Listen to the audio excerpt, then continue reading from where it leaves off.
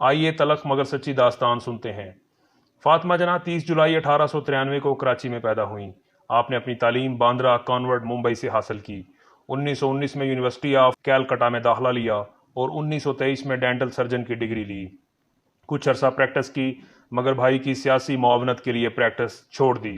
آپ ہمیشہ اپنے بھائی کی سیاسی زندگی میں معاون اور مشیر رہیں، حتیٰ کہ لندن گول میز کانفرنس میں قائد کے ساتھ تھیں۔ آپ بامبے مسلم لیگ کی ورکنگ کمیٹی کی ممبر بھی تھیں۔ قرارداد لاہور 1940 کے بعد قائد اعظم کی صحت خراب رہنے لگی۔ آپ قائد کی صحت کی وجہ سے بہت پریشان تھیں۔ پاکستان بننے کے بعد آپ قائد کے ساتھ کراچی آ گئیں اور مہاجرین کے لیے وومن ریلیف کمیٹی قائم کی۔ آپ قائد کی روز بروز بگڑتی صحت پر بہت پریشان تھیں۔ پاکستان کی نئی بننے والی حکومت کو بھی قائد کی صحت سے کوئی سروکار نہ تھا۔ آپ اپنی کتاب میں بتاتی ہیں، جولائی کے اختتام پہ وزیر اعظم لیاقت علی بغیر کسی اطلاع کے زیارت ریزیڈنسی قائد کو دیکھنے آئے اور ڈاکٹر الہی بخش سے قائد کی بیماری بارے پوچھا۔ ڈاکٹر نے بتانے سے انکار کیا کہ مریض اور ڈاکٹر کا معاملہ ہے۔ میں نے قائد کو لیاقت علی کے آنے کی اطلاع دی۔ اس پر قائد نے کہا، فاطی جانتی ہو یہ کیوں آیا ہے؟ میں نے کہا نہیں۔ قائد نے کہا، یہ جاننا چاہتا ہے کہ میں کتنا زیادہ بیمار ہوں اور کب تک زندہ رہوں گا۔ لیاقت علی نے قائد سے ملاقات کی اور ملاقات کے بعد ڈنر پہ عجیب رویہ اپنایا۔ وہ بہت خوش لگ رہا تھا اور لطیفے سنا رہا تھا اور میں بھائی کی صحت بارے سوچ کر کانپ رہی تھی۔ فاطمہ جناح اپنی کتاب میں مزید بتاتی ہیں، 11 ستمبر کو جب قائد کو کوئٹہ سے کراچی جہاز میں لایا گیا، جہاز ماڑی پور ایئرپورٹ پر 4:15 پر لینڈ کر گیا۔ قائد کا استقبال کرنے کوئی نہیں آیا تھا، صرف قائد کا ملٹری سیکرٹری کرنل جیفرے کھڑا تھا۔ قائد کو سٹریچر پر ڈال کر جہاز سے ایک پرانی فوجی ایمبولینس میں منتقل کیا گیا۔ ہم نے گورنر جنرل ہاؤس جانا تھا۔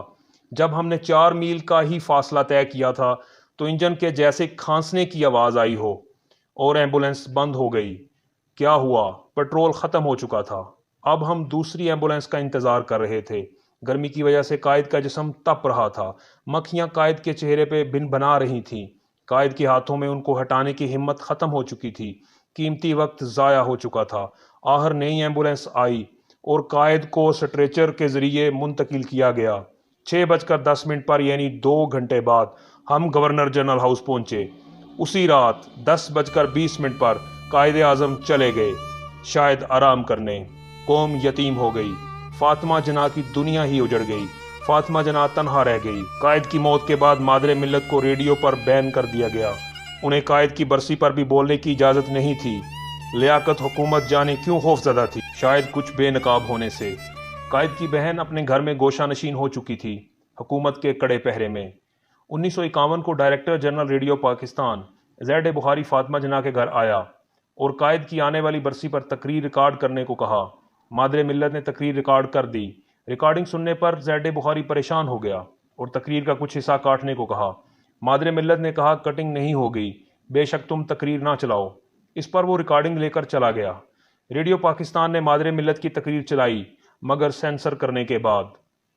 شاید لیاقت حکومت سچ بے نقاب ہونے سے خوفزدہ تھی۔ مادر ملت نے 1965 تک عملی سیاست سے دوری اختیار کی اور گوشہ نشینی کی زندگی گزاری۔ اب ملک میں ایوبی مارشل لا کا دور ہے۔ سیاسی قوتیں بالخصوص مشرقی پاکستان مارشل لا سے تنگ ہے۔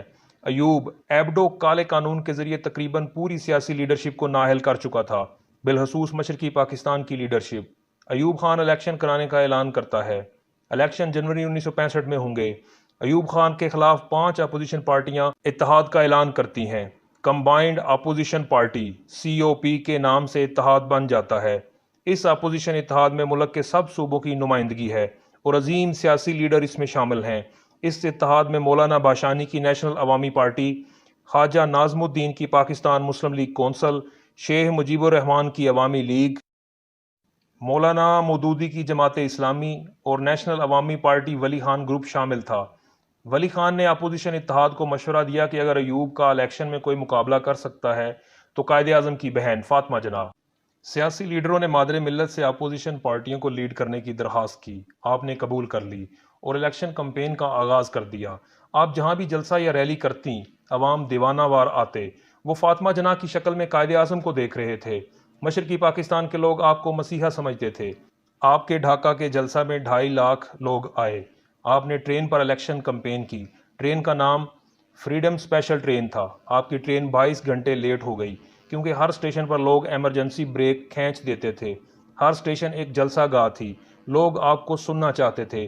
گھروں کی چھتیں اور اسٹیشن لوگوں سے بھرے تھے۔ پورا مشرقی پاکستان باہر آ گیا تھا۔ ڈھاکہ سے چٹاگانگ جاتے ہوئے آپ نے کہا، اگر میں صدر منتخب ہوئی تو ڈائریکٹ ووٹ کو بحال کر دوں گی۔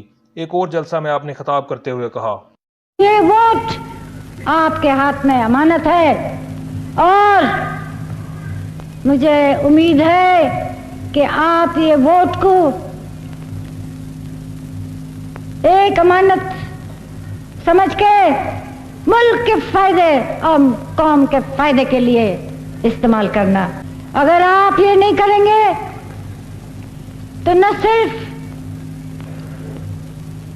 قوم کو مصیبت اٹھانی پڑے گی مگر آپ لوگوں کو بھی۔ اس دور میں نگران حکومت، آزاد عدلیہ، متحرک میڈیا اور سوشل میڈیا کا کوئی وجود نہیں تھا، اور ایوب خان صدر کی کرسی پر بیٹھ کر صدر کا الیکشن لڑ رہا تھا۔